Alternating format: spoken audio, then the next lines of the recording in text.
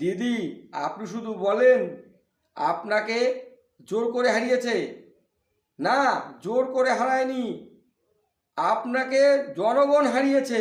জনগণ ভোট দেয়নি, কারণ 2011-তে মানুষ আপনাকে, আপনার দলকে, তৃণমূলকে দুহাত ভরে আশীর্বাদ করেছিল। দল ক্ষমতায় এসেছিল, বিধানসভায় এসছে, আপনি মুখ্যমন্ত্রী হয়েছেন।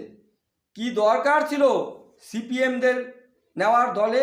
যে সিপিএমের বিরুদ্ধে দীর্ঘদিন লড়াই করেছে তৃণমূল কংগ্রেস, সেই সিপিএমের কর্মীরা একে একে তৃণমূল কংগ্রেসে জয়েন করেছে। কি দরকার ছিল?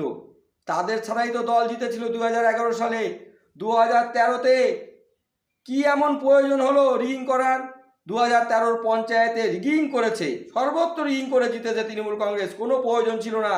তারপরে 2014 লোকসভাতে রিগিং হয়েছে, 2024 অবধি সমস্ত ভোটে রিগিং হয়েছে। আপনি কি জানেন?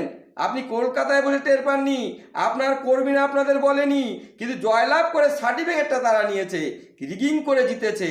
এই রিগিংয়ের কারণেই 15 বছর পরে আজকে এই ফল।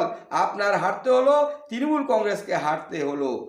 মানুষ তৃণমূল কংগ্রেসকে ভোট দিয়েছে, তৃণমূল কংগ্রেস কাজ করবে, তৃণমূল কংগ্রেস জনগণের কাজ করবে।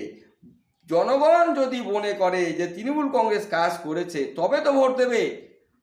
আর সারা বছর কাজ করেছে তৃণমূল কংগ্রেস, তা সত্ত্বেও আপনারা রিগিং করেছেন, তা সত্ত্বেও রিগিংটা ধরে রেখেছেন। কেন রিগিং থেকে কেন বেরোতে পারলেন না?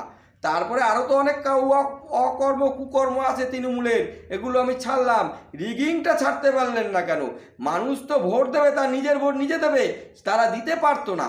আজকে নির্বাচন কমিশন যেই না ভোটের পদ্ধতিটা পাল্টে দিয়েছে, অর্থাৎ নির্বাচন কমিশন বলেছে সবার ভোট সবার দিতে হবে, এবং সেই জায়গাটা সুযোগ করে দিয়েছে ভোটে, মানুষ গিয়ে ভোট দিয়েছে সুযোগ পেয়ে, অর্থাৎ সেই রাগটা মিটিয়েছে। আপনি ভোট দিয়ে দেন নাই দীর্ঘদিন, আপনার দলের লোক ভোট দিয়ে দেন নাই, আর সিপিএমের মাথা বাবারা ঢুকে গিয়ে এখানে রিগিং ছাপ্পা করেছে, সেই রাগে মানুষ তৃণমূল কংগ্রেসকে ভোট দেয়নি, আপনাকেও ভোট দেয়নি।